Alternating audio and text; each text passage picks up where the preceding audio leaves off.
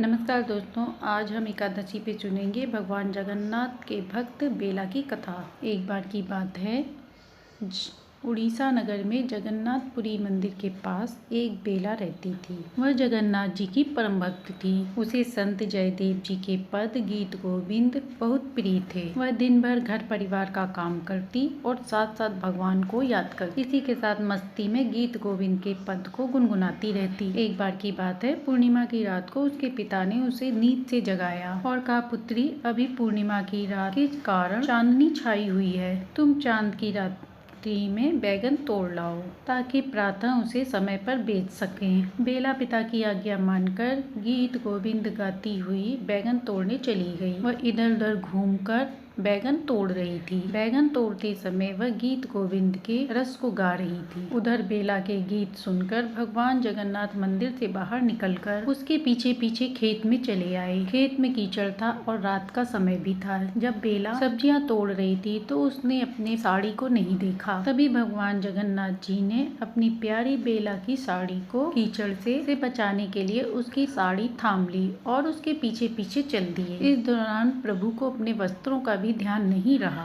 उनका पीताम्बर झाड़ियों में फंसकर गलने लगा और उस पर मिट्टी भी लग गई थी। जगन्नाथ जी को इस बात का ख्याल ही नहीं था। अगले दिन प्रातः जब जगन्नाथ जी का द्वार खुला तो वहां का राजा भगवान जगन्नाथ जी के दर्शन करने वहां पहुंचे। तब भगवान का फटा हुआ पीताम्बर देखकर उन्हें दुख हुआ। उन्होंने पुजारी से कहा, तुमने भगवान को मेरे द्वारा दिया हुआ नया पीताम्बर क्यों नहीं पहनाया? पुजारी ने कहा, हे राजन, मैंने तो भगवान को नया पीताम्बर ही पहनाया था। राजा ने पुजारी की बात पर विश्वास नहीं किया और पुजारी जी को कारागार में डाल दिया। पुजारी जी कारागार में भगवान जगन्नाथ को याद करके रोने लगे। वह कहने लगे, प्रभु, आप तो सारी सच्चाई जानते हैं कि मैंने आपको नया पीताम्बर पहनाया था। इसके बाद भगवान जगन्नाथ ने सुना और वह राजा के सपने में उसे दर्शन देकर सारी बात बताते हैं कि वो पुजारी निर्दोष है, उसने मुझे नया पीताम्बर पहनाया था। मैं अपने भक्तों के प्रेम के अधीन हूँ। जो भक्त मुझे श्रद्धा से याद करते हैं, मैं उनके पीछे दौड़ा दौड़ा चला जाता हूँ। ऐसी ही मेरी नन्ही भक्त बेला बैगन तोड़ते हुए भाव से गीत गुनगुना रही थी। उसके गीत सुनने के लिए जब मैं उसके पीछे घूम रहा था तब मेरा पीताम्बर बैगन के पौधे से उलझकर फट गया।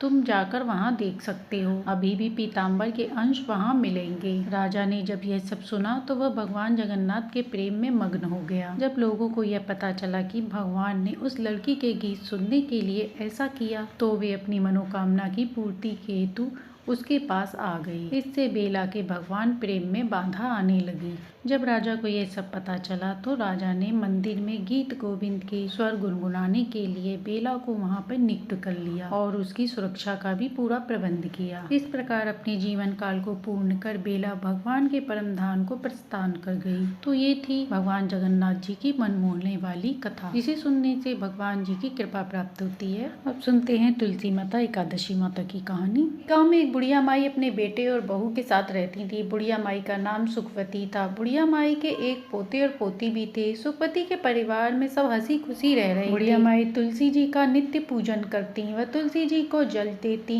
सुबह उठती, तालाब पर जाती, स्नान करती और तुलसी माता की पूजा करती। तुलसी जी को प्रणाम करके उनके नीचे दीपक जलाती और आरती करती। ये उनका नित्य नियम था। ऐसे ही बुढ़िया माई के दिन व्यतीत हो रहे थे। बुढ़िया माई की जो सखियां थी वह भी बुढ़िया माई के पास बैठकर कथा सुनती और अपना ज्ञान बढ़ाती। एक बार की बात है, बुढ़िया माई अपनी सखियों के साथ बैठी थी। उनकी हम उम्र सहेलियां भी बैठी हुई थी, जो कि संख्या में 7-8 थीं।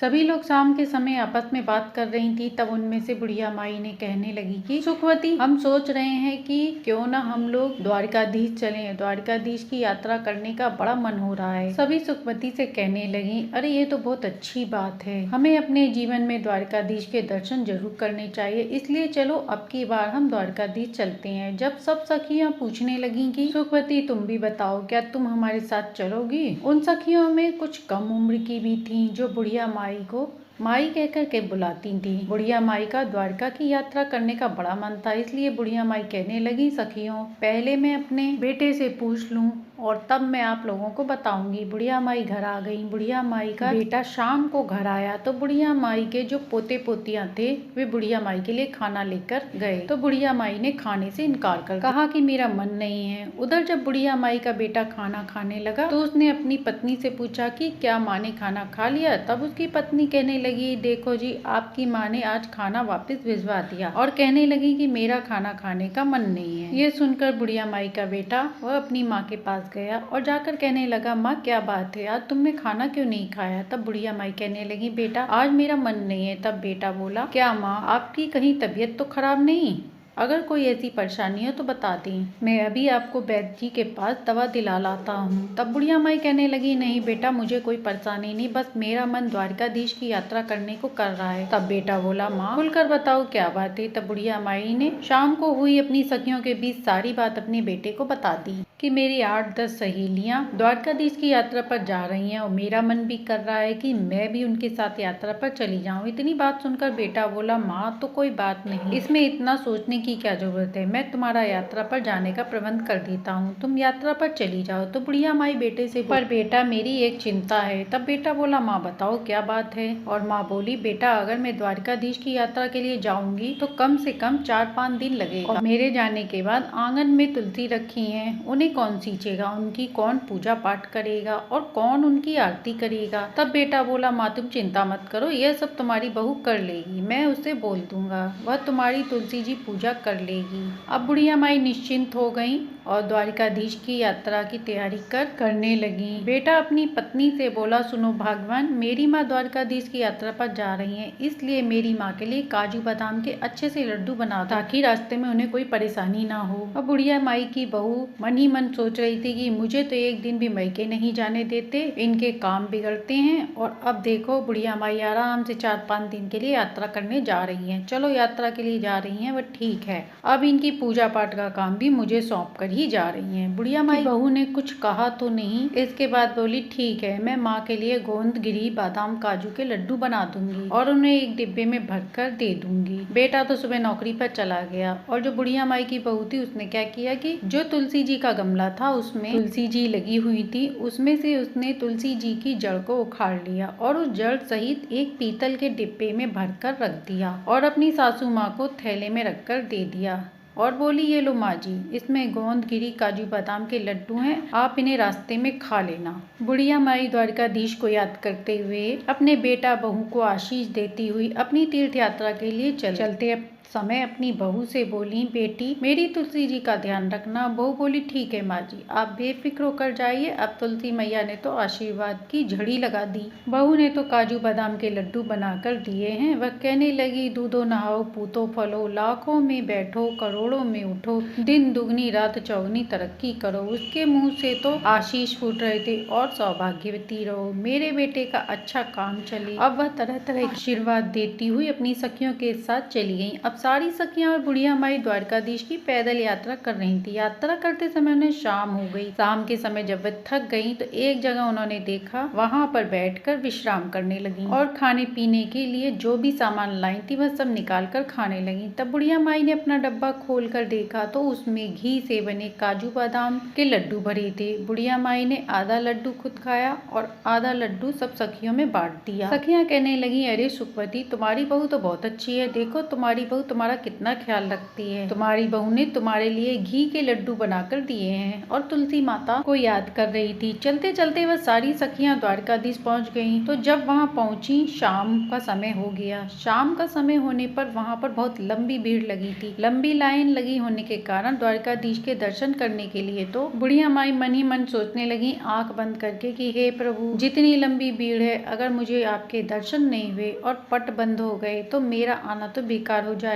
तभी बुढ़िया माई द्वारकाधीश से मन ही मन प्रार्थना कर रही थी, हे प्रभु, एक बार जीवन में मुझे दर्शन दे दीजिए, मैं पैदल चल कर आई हूँ, हे प्रभु, आपके दर्शन की प्यासी हूँ। अब बुढ़िया माई की आंख खुली तो देखा उसने एकदम से चमत्कार हो गया। वह तो लाइन में सबसे आगे खड़ी थी और द्वारकाधीश जी सामने थे। बुढ़िया माई की तो हैरानी का ठिकाना ही नहीं रहा। पंडित जी सबका प्रसाद चढ़ा रहे थे। मैंने अपना डिब्बा खोलकर देखा तो उसमें एक लड्डू और एक तुलसी जी की पत्ती रखी हुई थी। अब बुढ़िया माई वही लड्डू और तुलसी की पत्ती द्वारकाधीश को चढ़ाने के लिए, भोग के लिए निकाली और पुजारी जी को थमा दिया। फिर मन ही मन बुढ़िया माई सोचने लगी, हे प्रभु, यहाँ तो एक से एक अमीर सेठ आए हैं, महंगी से महंगी मिठाइयाँ लाए हुए हैं, लेकिन मेरी मिठाई का कहाँ नंबर आएगा जो द्वारिकाधीश मेरी मिठाई का भोग लगाएंगे। बुढ़िया माई मन ही मन भगवान को याद कर रही थी, हे प्रभु, मेरे भी लड्डू का भोग लगाओ और मुझे निहाल करो। बुढ़िया माई ने आंखें खोली तो उसकी आंखें आश्चर्य से फैल गई। ये द्वारिकाधीश के हाथ में जो लड्डू था, ये वही लड्डू था जो बुढ़िया माई ने भोग में लगाया था, और वही तुलसी की पत्ती थी जो ठाकुर जी के हाथ में थी। अब तो बुढ़िया माई बड़ी प्रसन्न हुई और गदगद हो गई कि हे प्रभु, मेरा भोग कर लिया। तभी जो द्वारकाधीश जी के पुजारी जी थे वह सबको प्रसाद दे रहे थे, तो उनने बुढ़िया माई को भी प्रसाद दिया। बुढ़िया माई ने वह प्रसाद अपने पल्लू में ले लिया और हाथ जोड़ लिया। फिर वो प्रसाद को लेकर सोचने लगी, यह प्रसाद मैं घर लेकर जाऊंगी, अपने बेटे, बहू और पोते पोतियों के साथ मिलकर इसका भोग लगाएंगे और सब ग्रहण करेंगे, क्योंकि यह द्वारकाधीश का आशीर्वाद है। यह सोचकर उसने उस पीतल के डिब्बे में जो भोग था, जो पुजारी जी ने प्रसाद दिया था, उस प्रसाद को बुढ़िया माई ने रख लिया और बाहर आ गई। बाहर आई तो काफी देर तक अपनी सखियों का इंतजार करने लगी। काफी देर बाद सखियां आई तो कहने लगी, अरे बड़ी घबराहट हो रही है, बड़ी भीड़ थी, हमें तो सही से दर्शन नहीं हुए द्वारकाधीश के, इतना चलकर आए थे, इतनी धक्का मुक्की है, लेकिन वहाँ हमें दर्शन नहीं हुए। सब अपनी परेशानी गिना रहे थे और बुढ़िया माई मन ही मन मुस्कुरा रही थी। वह कहने लगी कि मुझे तो द्वारिकाधीश के बहुत अच्छे से दर्शन हुए और मेरा तो भगवान ने प्रसाद भी ग्रहण किया। इस तरीके से अब सारी सखियां अपने गांव के लिए वापस जल्दी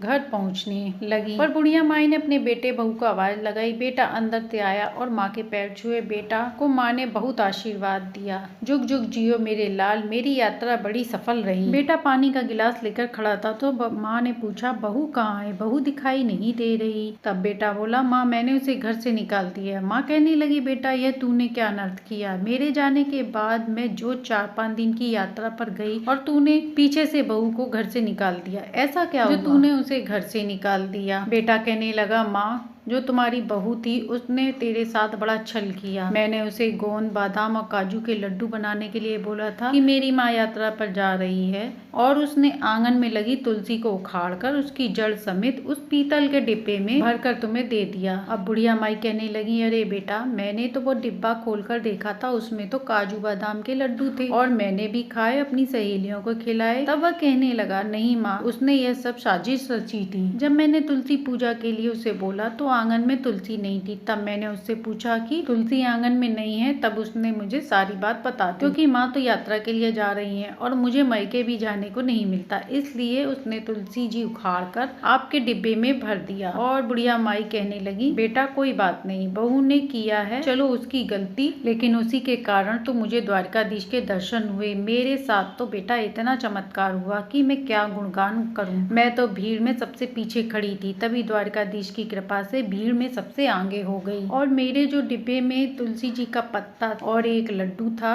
शायद तुलसी माता की कृपा से वही तुलसी जी लड्डू में बदल गई, और एक पत्ता मेरा इसलिए छोड़ दिया कि मैं भगवान को भोग लगाऊं, क्योंकि द्वारकाधीश को, ठाकुर जी को तो बिना तुलसी के पत्ते का भोग लगाया ही नहीं जाता, इसलिए उन्होंने मेरा भोग स्वीकार किया था, क्योंकि उस पर तुलसी दल था। बेटा मेरी बहू ने चाहे कुछ भी किया हो, मुझे तो जो बहू की वजह से ही ये चमत्कार हुआ है। इतने अच्छे से दर्शन हुए, मैं तो द्वारकाधीश की दर्शन यात्रा करके निहाल हो गई। बेटा तू अभी जा और बहू को मायके से ले आ। बेटा अपनी माँ की बात को क्या टालता। जब बहू मायके से आई तो अपनी सास के पैर पर गिर पड़ी और माफी मांगने लगी। तब बुढ़िया माई कहने लगी, अरे बहू मैंने तो तुझे कब का माफ कर दिया, तेरी वजह से मुझे भगवान के बहुत अच्छे से दर्शन हुए, मैंने तुझे माफ कर दिया। अगर तुझे माफी मांगनी है तो एकादशी माता और तुलसी माता से मांगो। आप बहू ने तुलसी माता से माफी मांग ली और फिर उनको याद आया,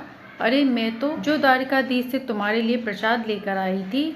तभी बच्चे आए और ये कहने लगे, दादी माँ हमारे लिए क्या लाई हैं, और वहाँ से ना द्वारकाधीश का प्रसाद लाई हूँ, सब थोड़ा थोड़ा मिलकर ले लेना। अब जैसे ही बुढ़िया माई ने अपने थैले में से वह पीतल का डिब्बा खोला तो उसमें जो लड्डू था वह तो नहीं था, लेकिन डब्बा पूरा हीरे मोतियों से भरा हुआ था। यह देखकर बुढ़िया माई की बहू ने देखा तो आश्चर्य से आंखें फैल गई। बुढ़िया माई कहने लगी, बेटा इसमें तो मैंने लड्डू रखा था, पता नहीं कहाँ से इसमें इतना सारा हीरा मोती सोना चांदी आ गया है। तब बेटे बहू कहने लगे, माँ यह सब एकादशी माता और तुलसी माता की कृपा से हुआ है। आपकी यात्रा सच्ची थी, सच्ची भक्ति थी, इसलिए उन्होंने आपको आपकी एकादशी माता और तुलसी माता की पूजा का फल दिया। अब तो बेटा बहू माँ के कदमों में गिर गई। माँ बोली, बेटा मुझे छोड़ो, तुलसी माता के कदमों में जाओ।